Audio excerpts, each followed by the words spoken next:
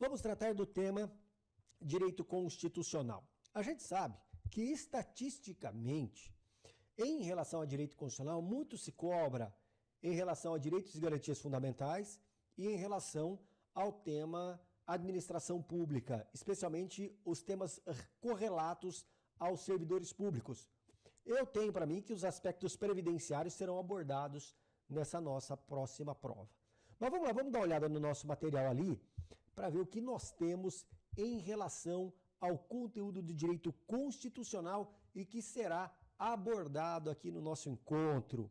Então vamos lá, deixa eu pegar aqui o quadro, vou anotar aqui no quadro que nos interessa, um minutinho só, que aí a gente começa a tratar já do artigo 5º, inciso 36, lá da Constituição Federal. Vejamos o que nós temos ali.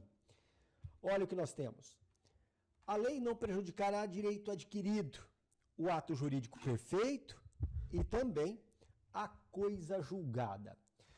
Quem trabalha comigo, quem já assistiu minhas aulas, quem acompanha as nossas aulas, sabe muito bem que eu gosto de trabalhar estabelecendo link entre os conteúdos das matérias. Isso nos ajuda muito a fixar o conhecimento e, obviamente, ter um desempenho na nossa prova acima da média. Então, qual é o nosso objetivo em relação a esse tema que é trazido aqui? Vamos lá. A lei não prejudicará o direito adquirido, o ato jurídico perfeito e a coisa julgada. Isso significa que, mesmo que tenhamos uma lei superveniente, o direito adquirido, o ato jurídico perfeito e a coisa julgada se manterão íntegros. Agora, a questão é, essa afirmativa que está aqui, de que a lei respeitará direito adquirido, ato jurídico perfeito e a coisa julgada, é uma afirmativa absoluta ou ela admite exceção? Então, nós temos esses itens que nos interessam. A lei não prejudicará direito adquirido, ato jurídico perfeito e a coisa julgada. O que eu quero agora indagar a vocês é a respeito da possibilidade de flexibilização dessa afirmativa. Ou ela é absoluta, ou há uma absoluta intranscendência do direito adquirido, do ato jurídico perfeito e da coisa julgada. Vamos observar isso daqui, em relação à coisa julgada. A pergunta que se põe é, a lei poderá, uma lei superveniente, trazer algo diferente da coisa julgada, diferente do que houve numa sentença judicial transitada em julgado? Essa nova lei, ela produzirá efeito de maneira retroativa, de modo a atingir a coisa julgada?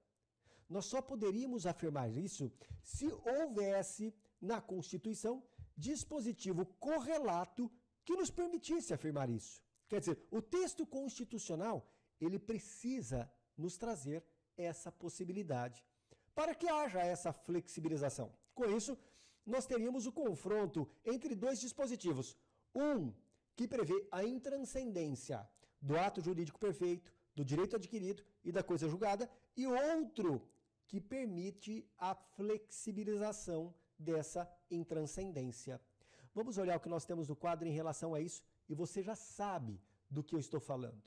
Lembra daquele dispositivo que fala que a lei penal não retroagirá, salvo para beneficiar o réu? É exatamente nesse aspecto que eu quero tocar. Imagine que haja uma sentença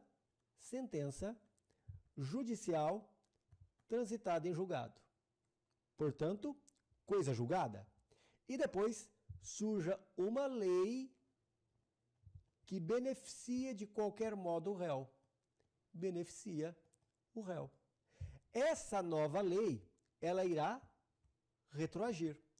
Então, ela retroage para beneficiar o réu. O texto constitucional, portanto, prevê a flexibilização da coisa julgada, levando em conta o que eu tenho no próprio preceito constitucional. Exatamente o que eu tenho ali no inciso 40 do artigo 5º do Código Penal, onde se afirma a lei penal não retroagirá, salvo para beneficiar o réu. Portanto, eu tenho dois dispositivos constitucionais em conflito. Obviamente que, nesse caso, haverá a flexibilização da coisa julgada. Então a gente volta aqui, eu posso dizer que eu terei a flexibilização da coisa julgada, onde na retroatividade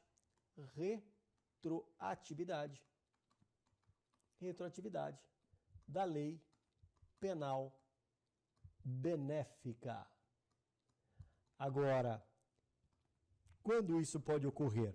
E é exatamente nesse momento que eu quero que você preste muita atenção em relação a um aspecto. Precisamos pegar isso que nós estamos trazendo aqui e que é tratado em direito constitucional, nós precisamos levar lá para o direito penal. E agora, nós vamos trazer à baila o que eu tenho no Código Penal e o que eu tenho na lei de improbidade.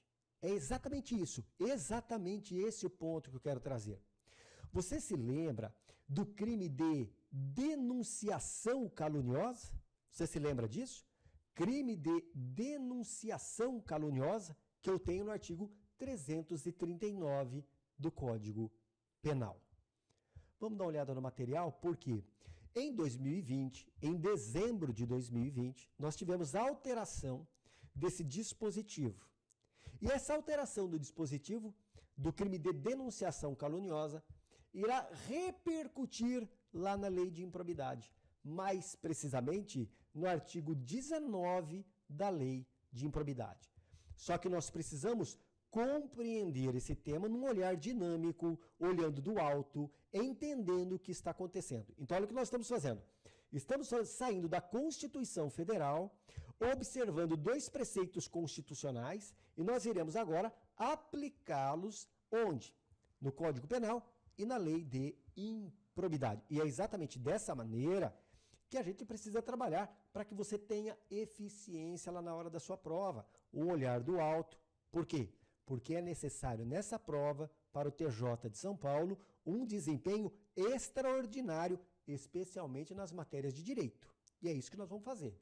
Tenho certeza que nós vamos dar esse passo adiante e alcançar ali um desempenho grandioso. Vamos dar uma olhada no quadro, então, para a gente visualizar o que nós temos em relação a esse tema. Vamos olhar ali o que nós vamos encontrar em relação ao crime de denunciação caluniosa. Artigo 339, essa é a redação que nós tínhamos, a redação anterior. Tá? Esse dispositivo ele foi alterado. Dar causa à instauração de investigação policial, de processo judicial, instauração de investigação administrativa, inquérito civil ou ação de improbidade administrativa contra alguém, imputando-lhe crime de que sabe ser inocente. E aí nós vamos na lei de improbidade, e lá nós temos um crime muito parecido. Constitui crime a representação por ato de improbidade de que sabe ser inocente. Ora, nós vamos perceber que há um conflito entre esses dois dispositivos. Àquela época, para a gente resolver esse conflito, a gente fazia o seguinte, olha, o ato de improbidade,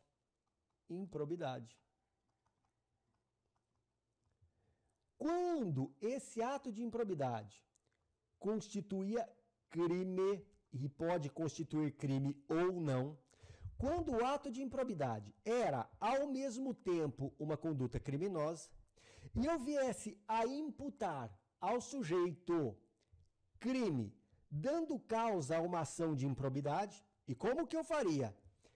Imputar crime dando causa a uma ação de improbidade? Simplesmente quando houvesse um crime que fosse, ao mesmo tempo, um ato de improbidade. Sabendo que ele era inocente. Nesse caso, eu respondia por denunciação caluniosa. Agora, e quando eu viesse a imputar ao sujeito um ato de improbidade, sabendo que ele era inocente, mas esse ato de improbidade não constituía crime. Nesse caso, o sujeito iria responder pelo crime previsto no artigo 19 da lei de improbidade.